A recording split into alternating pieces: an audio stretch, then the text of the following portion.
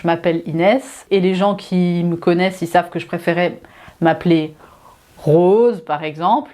On va dire que je suis une femme qui chemine depuis 28 ans. Je suis originaire de Moselle-Est, un territoire que j'aime beaucoup, que j'aime la vie, j'aime le monde et que je crois que le mot-clé qui me définit le mieux, c'est amour. C'est le mot que j'aime le plus, je pense que c'est ça.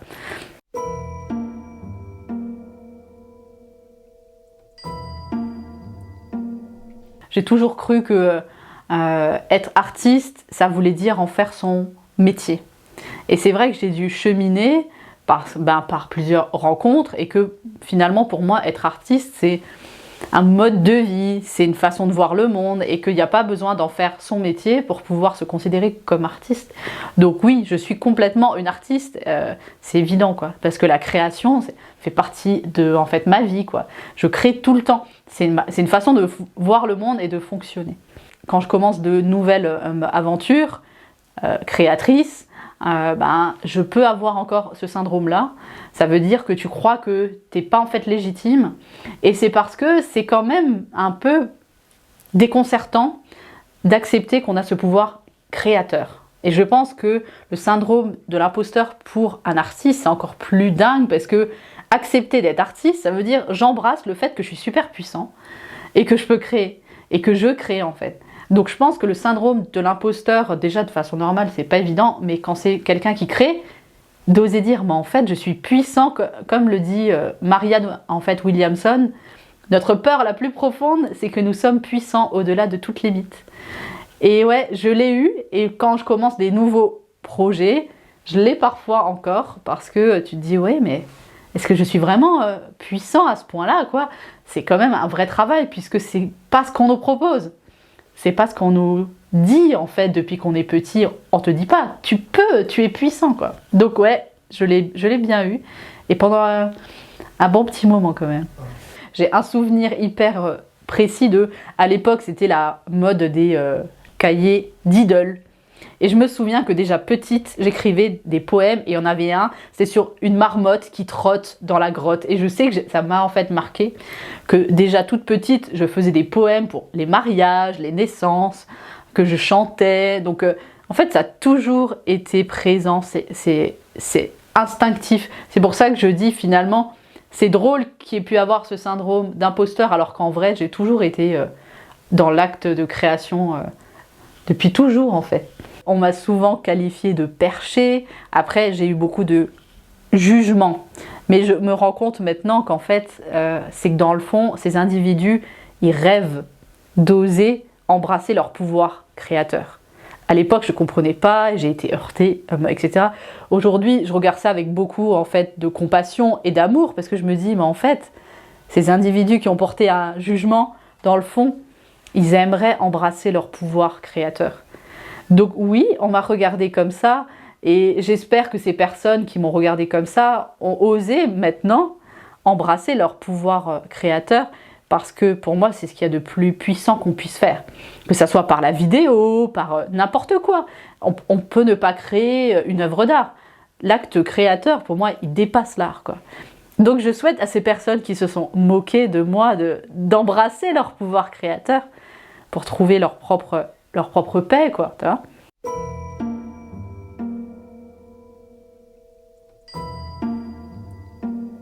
Il y a Virginia Woolf qui m'apprend encore maintenant à embrasser cette part d'ombre. Et je rappelle que justement, elle est décédée en se suicidant dans une rivière, que c'est une femme qu'on a pris trop longtemps pour folle alors qu'en vrai c'était un pur génie et que ça touche à la partie anglophone en moi.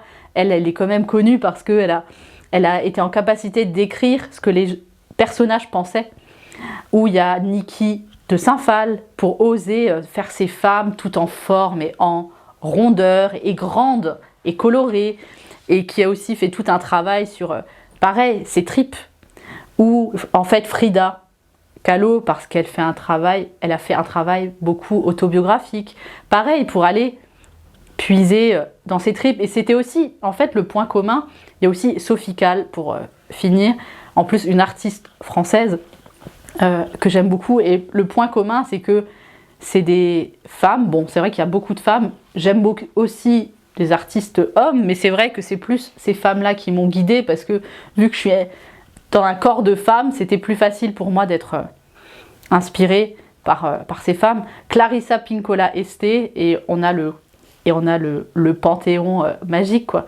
Mais elles m'ont montré que on peut transformer notre quête de guérison en quelque chose de beau. Chacune à leur manière. Et ça m'a beaucoup touchée. De dire, mais en fait, ouais, on peut utiliser l'art, après on peut utiliser d'autres moyens, hein, la psychologie, d'autres thérapies, mais elles m'ont montré qu'on peut embrasser aussi ses parts d'ombre, parce que si on regarde, c'est des personnages qui ont été très controversés.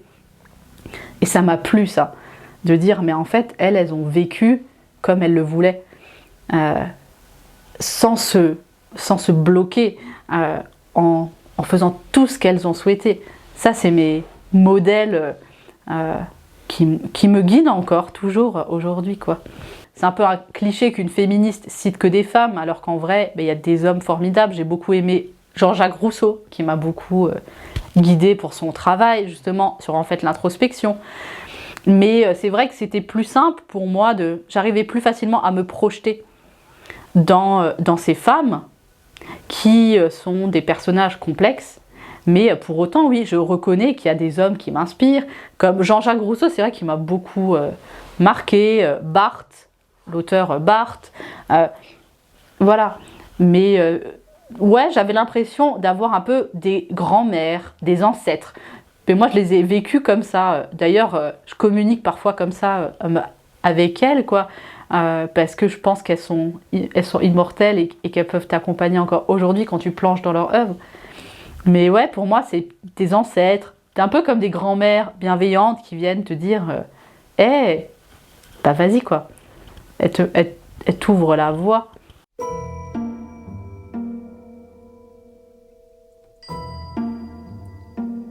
Dans l'approche qui est la mienne, que j'ai appelée Créarspection, cette approche, pour moi, elle est très thérapeutique. Ça m'aide à cheminer à chaque nouvelle étape de ma vie, à chaque heurte de n'importe quel moment, hein. Ça peut même être dans le quotidien, une dispute, quelqu'un qui me contrarie.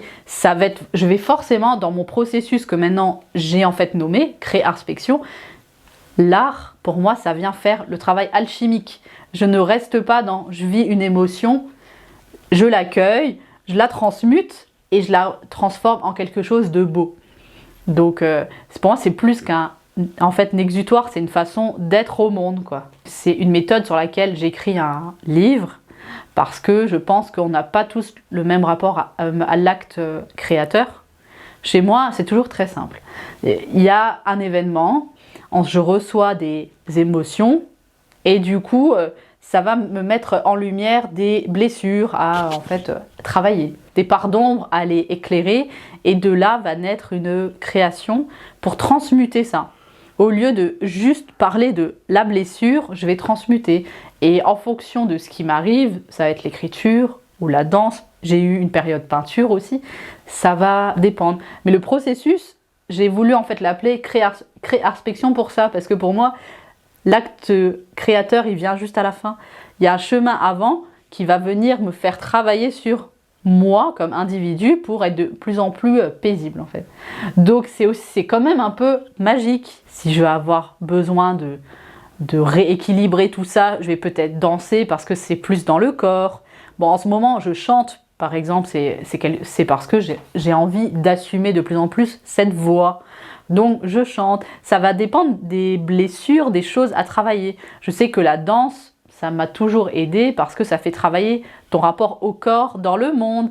Je sais que la peinture, ça m'a aidé après ma dépression parce que j'avais besoin de me déchaîner. Donc j'ai fait des peintures d'ailleurs assez violentes quand même parce que je peignais juste avec les mains et tout.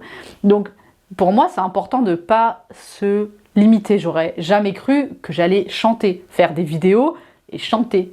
Et en fait, je me suis dit, mais si tu ressens ce besoin, ben écoute-le.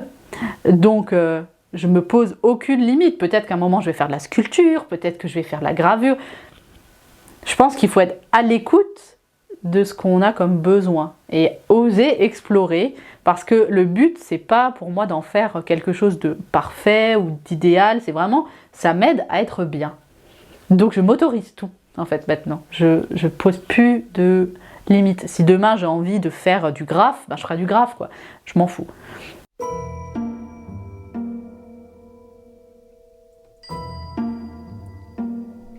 L'art a ce pouvoir de pouvoir faire un acte militant, mais avec amour.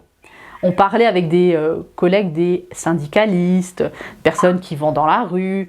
Ben, moi, personnellement, je me sens pas de faire de l'activisme de cette façon.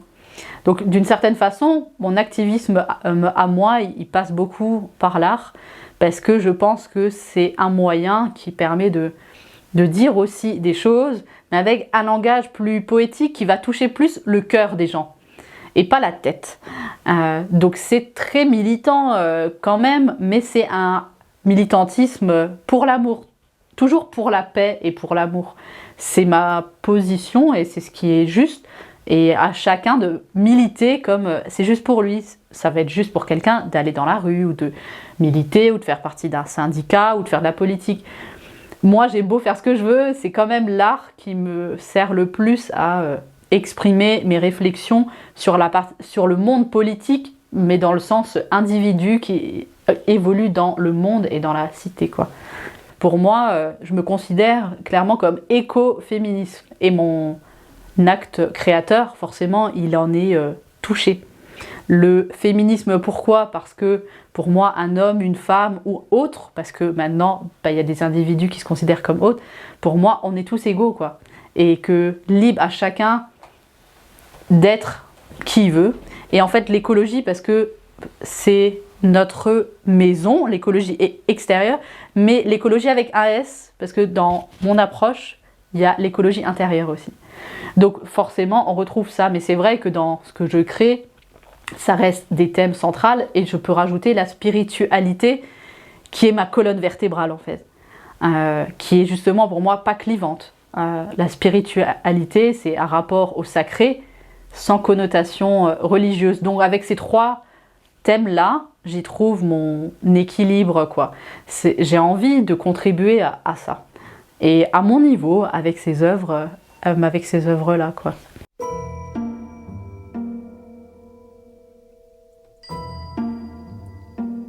Les lettres jaunes, alors c'est une œuvre, c'est une création, je préfère même le mot de création, participative, où je suis forcément, bon je suis initiatrice, mais ça me dépasse puisque j'écris des lettres. Après, il y a plusieurs types de lettres jaunes dans les lettres jaunes, mais il y a celle du train, où je vais parler de mes réflexions sur le monde, et il y a celle que je vais faire à quelqu'un.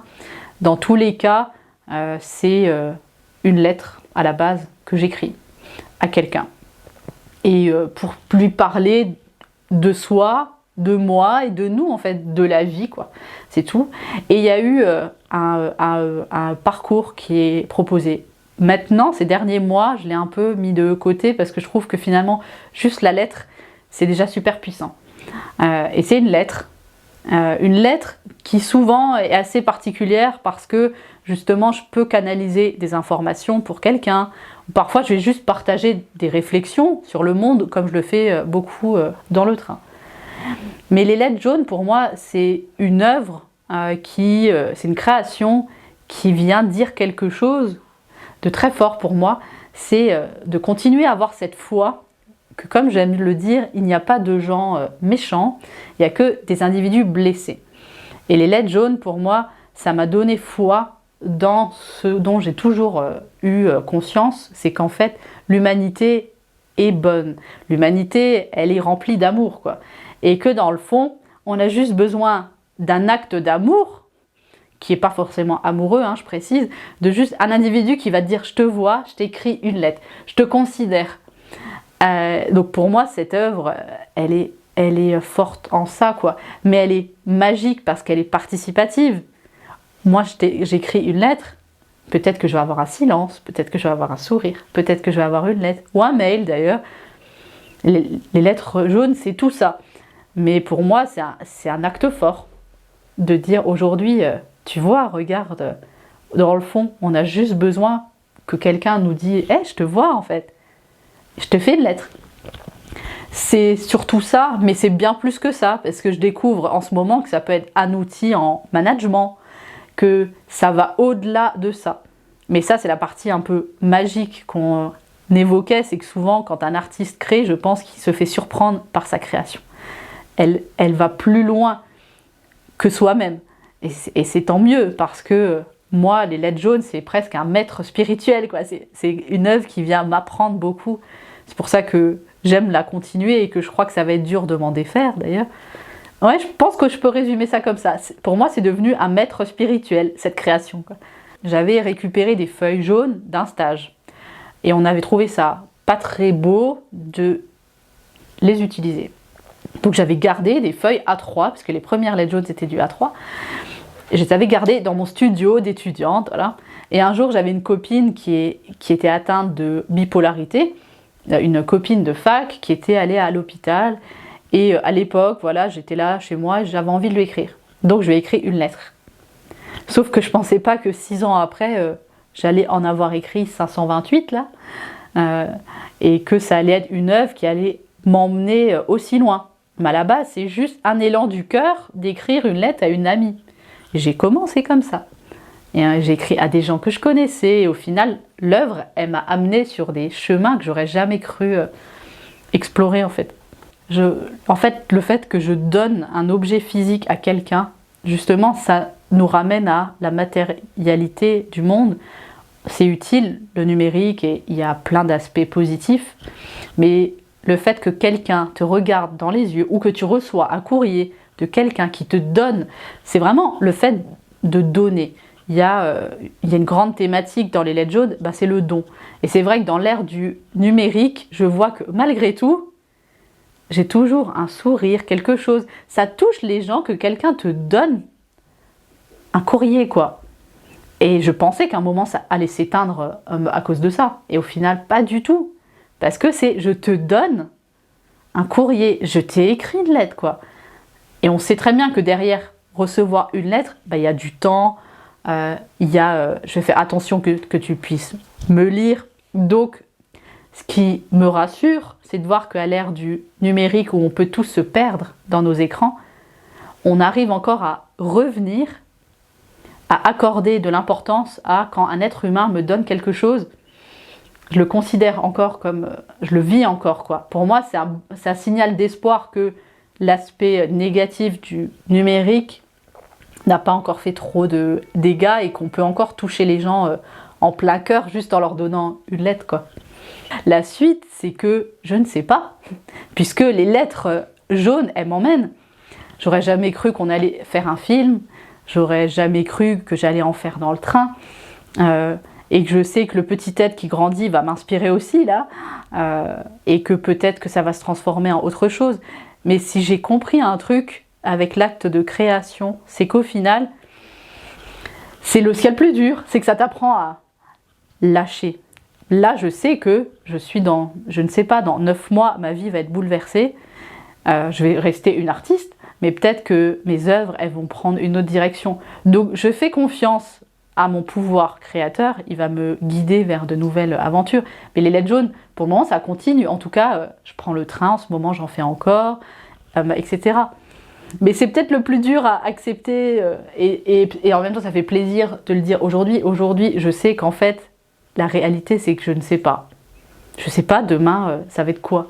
Est-ce que je vais peut-être faire des créations que autour de la maternité ou je ne sais pas, peut-être. Je ne sais pas. Ouais. C'est assez dur de dire je ne sais pas, en fait. Mais en même temps, ça fait du bien d'oser dire la réalité, c'est que je ne sais pas. Même si ça fait un peu peur.